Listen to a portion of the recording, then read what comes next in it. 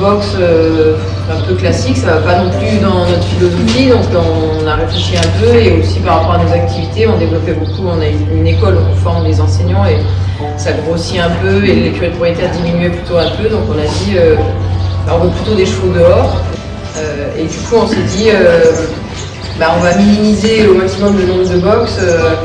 Comme c'est des chevaux qui se connaissent et qui ne sont pas tellement amenés à tourner, on a essayé d'ouvrir le plus possible. Donc on a fait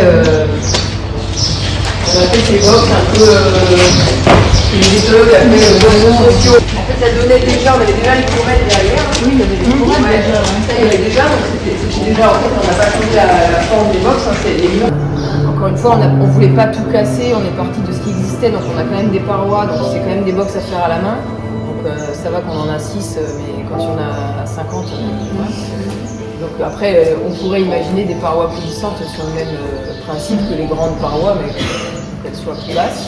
On l'a fait par le mari de Claire, Édouard, qui est un ancien étudiant qui s'est formé ici, qui a une boîte, c'est ce qu'il dit ce matin, d'aménagement, notamment d'aménagement de structure, aussi d'équitation écologique. Voilà, donc il avait la capacité de créer un truc un peu sur mesure.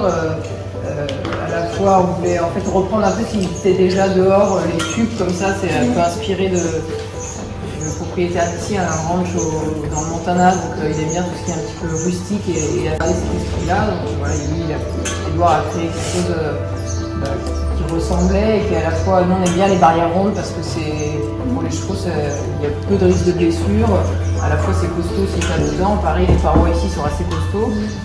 Par contre c'est relativement bas, donc pour mettre le foin c'est pratique. On a essayé de trouver en fait le meilleur équilibre entre les avantages pour les chevaux et les avantages pour les gens.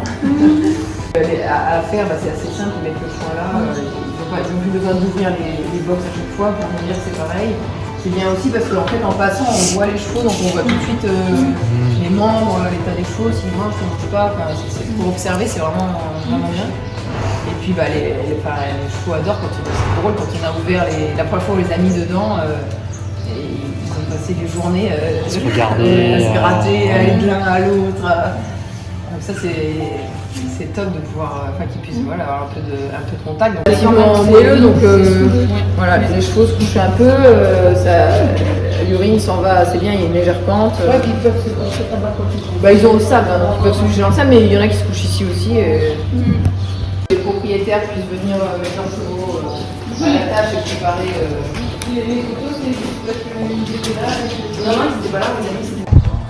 C'est toujours le même qui l'a construit, le même que les box. Donc c'est super pratique parce qu'on met des boules de foin, des balles de foin, ils rentrent avec le tracteur.